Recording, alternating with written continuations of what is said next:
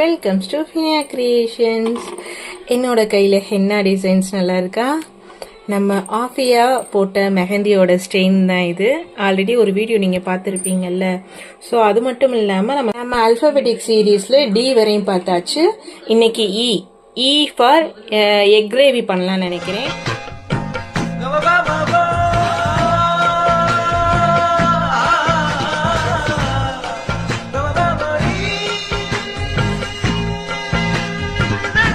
அது normal egg இல்லைங்க, குயில் எக், அதாவது காடை முட்டை வந்துட்டு இது நம்ம எங்கள் ஊருக்கு போயிருந்தோம்ல இப்போ கம்பத்துக்கு, அங்கே போய் நம்ம வாங்கிட்டு வந்தது. இந்த காடை முட்டை கீழே வந்துட்டு நிறைய ஹெல்த் பெனிஃபிட் சொல்லிக்கிட்டே போகலாம். அதில் எனக்கு தெரிஞ்சது வந்துட்டு நான் லிஸ்ட் அவுட் பண்ணி காமிக்கிறேன், ஓகேங்களா? ஸோ இந்த காடை முட்டையை வச்சு நம்ம இன்னைக்கு கிரேவி பண்ண போகிறோம் சப்பாத்திக்கு. இதனுடைய ஃபர்ஸ்ட் ஸ்டெப்பாக நம்ம என்ன பண்ண போகிறோம், அடுப்பை ஆன் பண்ணிவிட்டு ஒரு சட்டி வந்துட்டு வச்சுக்கணும். இவ்வளோ சின்ன முட்டையில் எம்புட்டு பெரிய ஹெல்த் பெனிஃபிட்ஸு அப்படின்னு சொல்கிற மாதிரி நிறைய ஹெல்த் பெனிஃபிட்ஸ் இருக்குங்க இந்த குயில் எக்கில். அது எல்லாமே நான் உங்களுக்கு சைடில் லிஸ்ட் அவுட் பண்ணி காமிக்கிறேன், பார்த்துக்கோங்க, சரிங்களா? ஸோ இது வந்துட்டு நம்ம தண்ணியை ஊற்றியாச்சு, எக்கே வந்துட்டு நம்ம க்ளீன் பண்ணி போட்டாச்சு. கல்லுப்பு போட்டுக்கலாம். கல்லுப்பு போட்டு கொஞ்சம் பாயில் ஆகட்டும், ஒரு 1/4 மணி நேரம் பாயில் ஆகட்டும், ஓகேங்களா? ஸோ இந்த ரெசிபி நீங்கள் எல்லாமே கண்டிப்பாக ட்ரை பண்ணி பாருங்கள். ஆப்கானிஸ்தான் சைடு வந்துட்டு ரொம்ப ஸ்பெஷல் இந்த எக் கிரேவி. அந்த ஸ்டைலில் வந்துட்டு தான் நம்ம இந்த எக் கிரேவி நம்ம பண்ண போகிறோம். இதுதான் இந்த கிரேவிக்கு தேவையான பொருட்கள். ஒரு 5 பெரிய வெங்காயம் எடுத்திருக்கேன், 2-3 ஈர்க்கு கருவேப்பிலை, மல்லி இலைகள், புதினா இலைகள், ஒரு சின்ன துண்டு இஞ்சி, 2 பச்சை மிளகாய், 5-6 பல்லு பூண்டு, பெரிய சைஸில் உள்ள பூண்டு நான் கட் பண்ணி வச்சுருக்கேன். இப்போ நம்ம என்ன பண்ணணும் அப்படின்னா, இந்த பெரிய வெங்காயத்தை நம்ம நீளமாக நறுக்கிக்கணும், ஓகேங்களா? நீளமாக நறுக்கிட்டு அதெல்லாம் வதக்கி அரைக்கிற ஒரு ப்ராசஸ் இருக்கு. தென் பார்த்தீங்க அப்படின்னா சைடில் வந்துட்டு நான் முந்திரி பருப்பு இருக்குல்ல, முந்திரி பருப்பு ஒரு 10-15 இதை வந்துட்டு சுடுதண்ணியில் போட்டு 5 நிமிஷம் ஊற வச்சிருக்கேன். இந்த வெங்காயத்தை நம்ம நீளமாக கட் பண்ணிக்கலாம், ஓகேங்களா? இப்போ நம்ம இந்த ஆனியன் வந்துட்டு இந்த மாதிரி கட் பண்ணிக்கலாம், ஓகேங்களா? ஸோ கொஞ்சம் நீளமாக நம்ம கட் பண்ணிக்கலாம். எல்லா ஆனியனுமே இதே மாதிரி கட் பண்ணிக்கணும். உரிச்சு முடிக்கவே 1/2 hour ஆயிடுச்சு. எவ்வளோ அழகாக குட்டி குட்டியாக இருக்குது பார்த்தீங்களா? ஸோ நெக்ஸ்ட் ப்ராசஸ் வந்துட்டு பேன் அடுப்பில் வச்சுருவோம், இதை ஃப்ரை பண்ணணும். அடுப்பு ஆன் பண்ணியாச்சு, பேன் வச்சாச்சு. நெக்ஸ்ட்டு ஒரு 2 டேபிள் ஸ்பூன் அளவுக்கு எண்ணெய் ஊற்றிக்கலாம் நம்ம, ஓகேங்களா? எண்ணெய் ஹீட் ஆயிடுச்சு. எக்கு வந்துட்டு ஷாலோ ஃப்ரை பண்ணுறோம். ஏன்னா வந்துட்டு இப்போ நம்ம வந்துட்டு இதை லைட்டாக ஃப்ரை பண்ணுறப்போ நம்ம அந்த மசாலா கிரேவிக்குள்ளே போடுறப்போ நல்லா வந்துட்டு அப்சர்வ் ஆகும், அதுக்காக தான், ஓகேங்களா? ஸோ இப்போ கோல்டன் ப்ரௌனிஷ் ஆயிடுச்சு. ஸோ இந்த எக்கை வந்துட்டு நம்ம தனியாக வந்துட்டு எடுத்து வச்சுக்கலாம், ஓகேங்களா?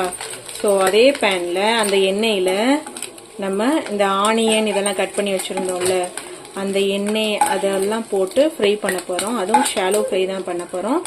அதில் ஆயில் இருக்குது, உங்களுக்கு தேவைப்பட்ட ஆயில் வந்துட்டு நீங்கள் சேர்த்துக்கலாம், ஓகேங்களா? ஸோ நம்ம இது வந்துட்டு இந்த எக்கை வந்துட்டு எடுத்து வச்சுட்டோம்.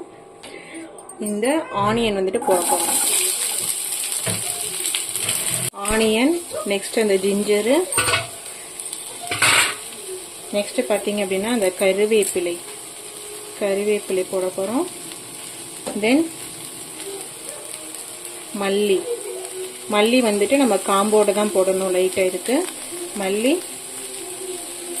கொஞ்சம் புதினா, பச்சை மிளகாய் 2, நெக்ஸ்ட் அந்த கார்லிக் எல்லாமே நம்ம போட்டுறணும். லேசாக வந்துட்டு நம்ம மிக்ஸ் பண்ணி உப்பு விடணும், ஓகேங்களா? மிக்ஸ் பண்ணியாச்சு. இது வந்துட்டு நம்மளுக்கு அந்த கண்ணாடி மாதிரி ஆனால் போதும், ரொம்ப ப்ரௌன் கலரில் ஆனால் டேஸ்ட் இருக்காது வெங்காயம். அதனால் கண்ணாடி ஸ்டேஜுக்கு வரை மட்டுமே நம்ம எடுத்துக்கணும். உப்பு சேர்த்துக்கலாம். உப்பு சேர்த்தா லேசாக நல்லா வதங்கும். இது நல்லா வதங்கிருச்சு. இப்போ கண்ணாடி பக்குவம் உங்களுக்கு தெரியும், கண்ணாடி மாதிரியே வதங்கிடுச்சு. இதுக்கு மேலே வதங்க வேண்டிய அவசியம் இல்லை. அடுப்பு ஆஃப் பண்ணிடலாம். ஆஃப் பண்ணியாச்சு. இப்போ பார்த்தீங்க அப்படின்னா நம்ம இதை ஆற வச்சு அரைக்கணும். சப்பாத்திக்கு சைட் டிஷ் தான் நம்ம வந்துட்டு அந்த எக் கிரேவி பண்ணுறோம். ஸோ இது எல்லாமே ஆறிடுச்சு. மிக்ஸி ஜாரில் போட்டு நம்ம வந்துட்டு நைஸாக அரைக்க போகிறோம். இதில் நம்ம சேர்த்துருக்க பூண்டு, இஞ்சி, பச்சை மிளகாய், வெங்காயம், கருவேப்பிலை, புதினா எல்லாமே ஒரு தனியான ஃப்ளேவர் தரும். கண்டிப்பாக வீட்டில் ட்ரை பண்ணி பாருங்கள். ஸோ இப்போ நம்ம எல்லாமே போட்டாச்சு. கண்டிப்பாக வீட்டில் ட்ரை பண்ணி பாருங்கள். ஒவ்வொரு ஸ்டெப்பும் ஈஸி தான். ஸோ இதை வந்துட்டு நம்ம இந்த கேஷ்யூ நட் ஊற வச்சுருந்தோம்ல, அந்த தண்ணியோடு சேர்த்து நம்ம ஒரு 10-15 அளவுக்கு நம்ம கேஷ்யூ நட் சேர்த்துருக்கோம். அந்த தண்ணியோடு சேர்த்து இதை நல்லா கெட்டியான பேஸ்ட்டாக அரைக்கணும். ஓகேங்களா? அரைச்சி பேஸ்ட்டாக நம்ம அரைச்சாச்சு. ஸோ நெக்ஸ்ட்டு ப்ராசஸ் என்னென்னு பார்த்துடலாம். இப்போ நெக்ஸ்ட்டு அடுப்பு ஆன் பண்ணிவிட்டு அதே பேனை நம்ம வைக்கணும். ஓகேங்களா? ஸோ இது வந்துட்டு இதுலேயுமே எண்ணெய் இருக்குது, லைட்டாக ஒட்டி இருக்குது. 2 டேபிள் ஸ்பூன் அளவுக்கு இப்போ எண்ணெய் நம்ம சேர்க்கணும். ஹீட் ஆயிடுச்சா? நம்ம இப்போ 2 டேபிள் ஸ்பூன் அளவுக்கு எண்ணெய் வந்துட்டு இதில் சேர்க்கணும். எண்ணெய் ஹீட் ஆயிடுச்சு. ஸோ இப்போ இதில் வந்துட்டு நம்ம கொஞ்சம் சோம்பு சேர்க்கணும். சோம்பு சேர்த்தாச்சு. லைட்டாக இப்போ பொரியுது.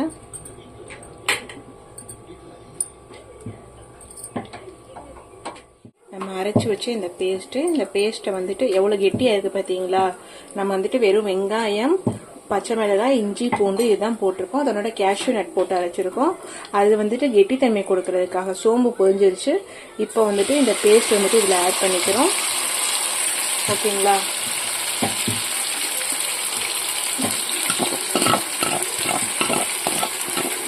இந்த பேஸ்ட் வந்துட்டு இதில் ஆட் பண்ணிக்கிறோம். இதோட அந்த லாஸ்ட் மிக்ஸி ஜாரில் இருந்துச்சுல, அதை வந்துட்டு நம்ம மிக்ஸ் பண்ணி தண்ணி மட்டும் ஒரு 1/2 டம்ளர் அளவுக்கு தண்ணி வரும், இல்லாட்டி 1 டம்ளர் அளவுக்கு தண்ணி வரும். அந்த தண்ணி மட்டும் நம்ம லாஸ்ட்டாக ஊற்றணும். இப்போ இல்லை, இது பச்சை வாசம் போகிற அளவுக்கு நல்லா வதங்கணும். இருக்கு. இப்போ வந்து நம்ம என்ன பண்ண போகிறோம் அப்படின்னா, இந்த பொடி வந்துட்டு கறி மசாலா பொடி வந்துட்டு நம்ம வீட்டில் ப்ரிப்பேர் பண்ணது. இந்த சோம்பு, கல்பாசி, அன்னாச்சி பூ இதெல்லாம் போட்டு நம்ம வீட்டில் ப்ரிப்பேர் பண்ண கறி மசாலா பொடி. இந்த பொடி வந்துட்டு கொஞ்சம் நம்ம போட்டுக்கணும், 1 ஸ்பூன் அளவுக்கு.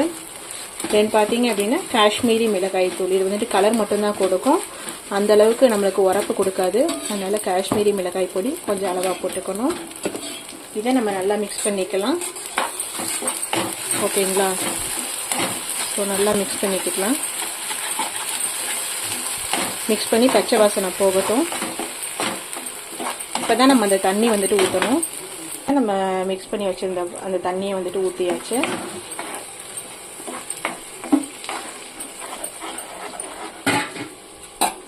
காஷ்மீரி மிளகாய் தூள் பத்தலை, அதனால நான் இன்னும் கொஞ்சம் சேர்த்துருக்கேன் எக்ஸ்ட்ரா.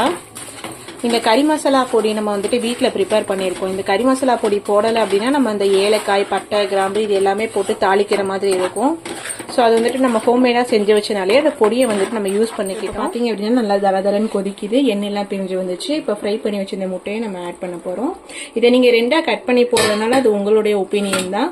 பட் நான் சின்னதாக இருக்கனால 2ஆக கட் பண்ணி போடலை. ஓகேங்களா? ஸோ இது ஃபுல்லாமே வந்துட்டு நல்லா அப்சர்வ் ஆகணும், அதனால நம்ம மிக்ஸ் பண்ணி விடணும். நம்ம மிக்ஸ் பண்ணி விட்டு ஒரு 5 மினிட்ஸ் வந்துட்டு நல்லா கொதிக்கட்டும். சரிங்களா? கொதிச்சு மறுபடியும் எண்ணெய் பிரிஞ்சு வரட்டும். அந்த ஸ்டேஜில் நம்ம ஆஃப் பண்ணிடலாம். வாவ், சூப்பராக இருக்குது பார்த்தீங்களா? நல்லா எண்ணெய் பிரிஞ்சு வந்துருச்சு. முக்கியமாக கலருமே நம்மளுக்கு இப்போ கரெக்டாகிருச்சு. கண்டிப்பாக இந்த கிரேவி நீங்கள் வீட்டில் ட்ரை பண்ணி பாருங்கள். சப்பாத்தி மட்டும் இல்லை, தோசை, இட்லி எதுக்கு வேணாலுமே நீங்கள் வச்சு சாப்பிட்லாம். ஓகேங்களா? கண்டிப்பாக ட்ரை பண்ணி பாருங்கள். இப்போது நெக்ஸ்ட்டு லாஸ்ட்டாக ஃபைனல் லுக்கில் நம்ம வந்துட்டு இந்த புதினா இலைகள் வந்துட்டு இப்போ இருக்குது. மல்லி இலைகள் வேணும்னா நீங்கள் தூவிக்கலாம். புதினா இலைகள் வந்துட்டு நம்ம தூவி அடுப்பு ஆஃப் பண்ண போகிறோம். எப்படி டேஸ்ட் இருக்குன்னு ஒரு 5 மினிட்ஸ் கழிச்சு நம்ம சாப்பிட்டு பார்த்து சொல்லலாம். ஓகேங்களா? அடுப்பு ஆஃப் பண்ணியாச்சு. அவ்வளோ அழகாக கலர்ஃபுல்லாக இருக்குது. டேஸ்ட் பண்ணி சொல்லிடலாம். ஓகேங்களா? Just wait for dinner ready ஆயிடுச்சு.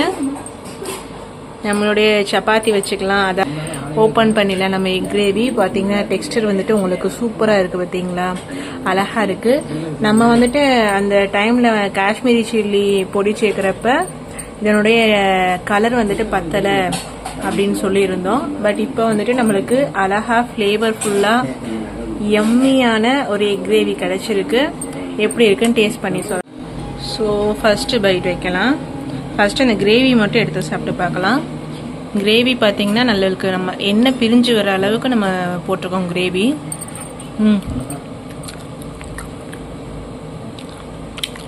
நல்லா இருக்கு. டேஸ்ட் வந்துட்டு ஒரு டிஃப்ரெண்ட்டான டேஸ்ட். அதாவது நம்ம இந்தியன் ஸ்பைசஸ் வந்துட்டு அந்த ஸ்டைலில் வந்துட்டு இதை நம்ம செய்யலை. இதை ஒரு அரபிக் ஸ்டைலில் தான், நம்ம ஆப்கானிஸ்தான் ஸ்டைலில் தான் நம்ம செஞ்சுருக்கோம். இந்த டேஸ்ட் வந்து பார்த்தீங்க அப்படின்னா உண்மையிலேயே மைல்டாக இருக்குது, செட்டில்டாக இருக்குது. சின்ன பிள்ளைகளுக்கு கூட கொடுக்கலாம், ரொம்ப காரம் இல்லை. அதே டைமில் நல்லா ஃப்ளேவர்ஃபுல்லாக அரோமேட்டிக்காக இருக்குது.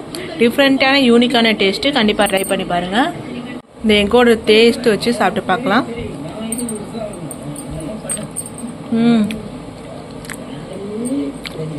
யூனிக்கான டேஸ்ட்டு. ஒவ்வொரு பைட்லேயுமே நம்மளுக்கு அந்த ஃப்ளேவரான அந்த மசாலா கிரேவி வந்துட்டு நல்லா இருக்குது. கண்டிப்பாக வந்துட்டு இதை ஒரு தடவை ட்ரை பண்ணி பார்த்துட்டு எப்படி இருக்குன்னு கமெண்ட்டில் சொல்லுங்கள். தேங்க்ஸ் ஃபார் வாட்சிங். Happy tasting.